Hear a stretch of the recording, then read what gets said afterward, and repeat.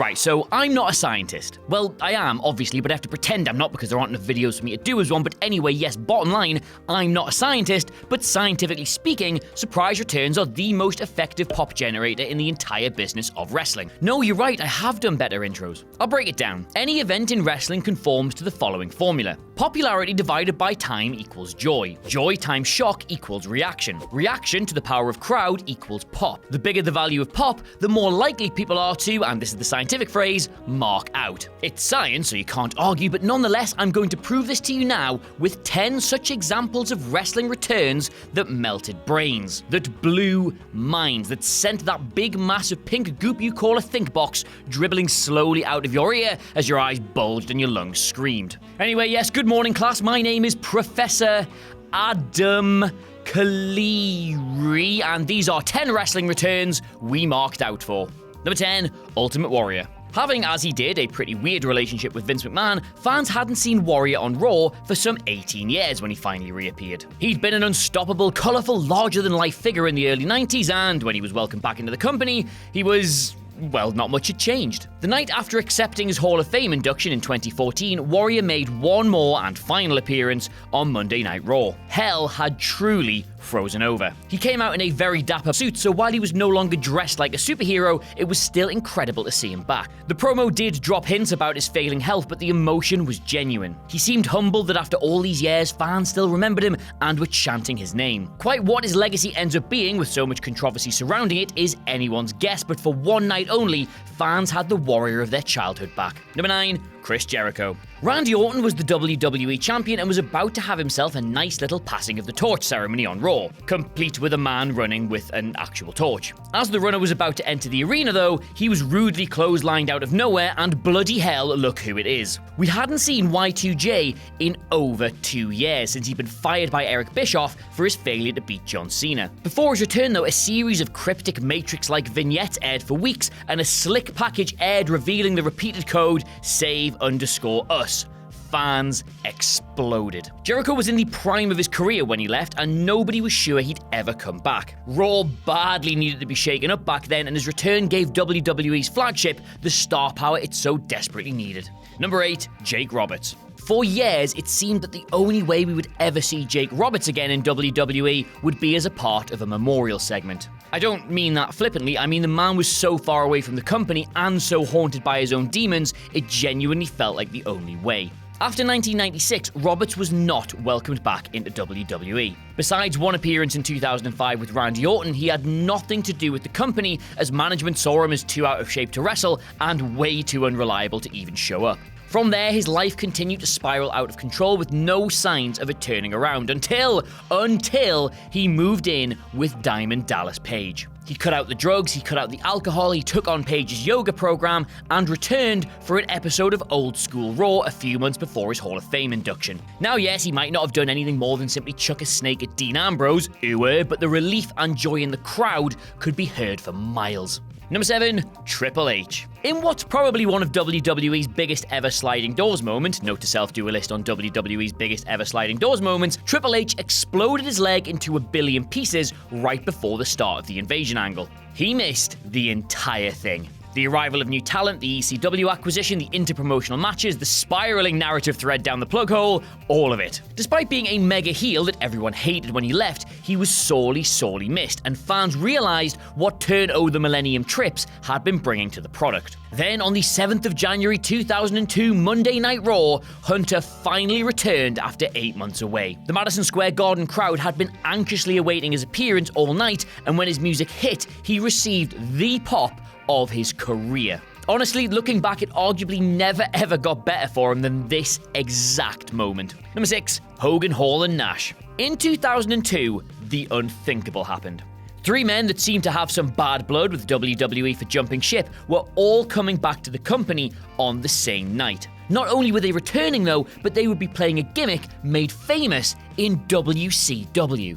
For some, these 3 were the very cornerstones of that company, but for a lot of fans, these men were WWF royalty through and through. Thus, the reception they were given was off whatever chart you care to measure it on. Like, yep, that one'll do, I suppose, and a whole new era looked like it was on the horizon. Following the disappointment of the Invasion storyline, which A, hadn't really brought across the star names fans had hoped for, and B, failed to make stars out of those it did, this felt finally like something monumental. I mean, you can decide for yourself whether or not it actually was, but in that moment, the crowd believed. Number 5, Goldberg. No foreplay here, it was all because of a video game that Goldberg came back to WWE. He had left the business entirely after WrestleMania 20 and appeared to be quite content with the fact he would never ever return. They didn't want him, he didn't want to be there, so Goldberg in WWE in any form felt completely out of the question. But WWE 2K17, yes, the video game, basically laid the groundwork for his return. And it all started when he was chosen to be the featured legend of that year's story. This got fans talking about him having one more match against Brock Lesnar, and things quickly began building from there. People forget that when Randy Orton was destroyed at SummerSlam, and I still can't really watch that without wincing, it was Goldberg of all people who the fans were chanting for. A couple of months later, the unthinkable happened and he closed out the 17th of October episode of Monday Night Raw. Despite most of the audience likely not even watching him during his peak, he was treated as a returning hero. The less said about his kid though, the better. Number 4, Ric Flair.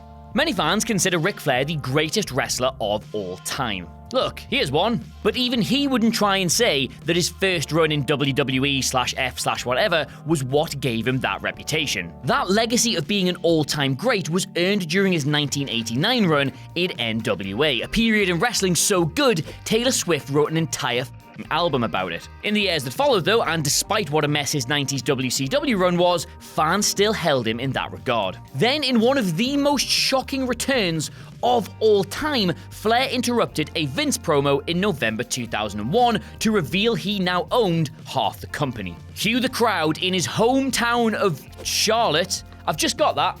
That's why I called her Charlotte, isn't it? Because that's really weird in a way. Anyway, cue that crowd losing their entire goddamn minds.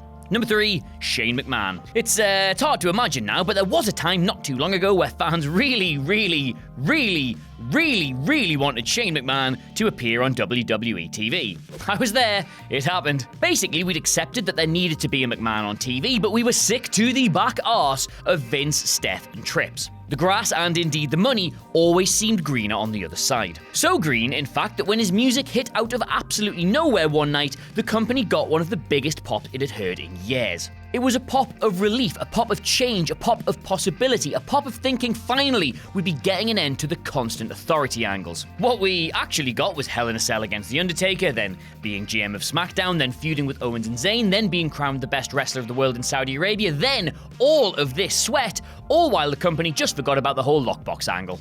Yeah, nice try, WWE. You thought we'd all forgotten about that one, didn't you? But we remember. Pepperidge Farm remembers.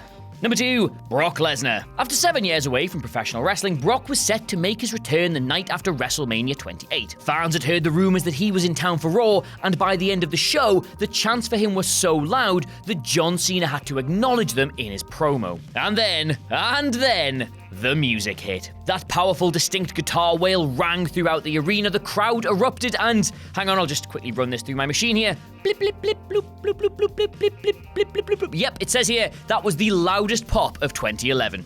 Brock, not renowned for being an eloquent public speaker, simply shook Cena's hand, lifted him up over his shoulder, and gave him an F5 that was 7 years in the making. He's come and go ever since then, in whatever way you care to interpret that statement, but it's effectively been reign after reign after reign of dominance in the company ever since. Number 1, The Rock. No, not the flame-throwing, wire-burying, popper-pants-popping return we got at WrestleMania 32, the really good one, the proper one in 2011. You all know the story. Rock goes off to become the biggest thing in Hollywood, and in his absence, John Cena becomes the top guy in the company. Most fans didn't like that trade-off because, well... What about the Attitude Era? But just for a second, when The Rock's music hit, it all came flooding back. Everything he laid out about Cena just felt spot on, and fans hung on every single word he spoke. The emotion he displayed for being in front of a live crowd seemed absolutely genuine, and his mic skills had amazingly not lost a step. Rock simply showed that no one in the modern era was anywhere even close to being in his league in terms of charisma. It was an electrifying return, one that could likely only ever be topped one day by one man. So there you have it, those are 10 WWE returns that everybody marked out for. Except for me, obviously, because smarking out isn't a thing. Let us know what you made of them all in the comments below, and of course don't forget to like, share, and subscribe. But in the meantime, thank you so much for watching. I have of course been Adam Cleary, and I'll see you soon.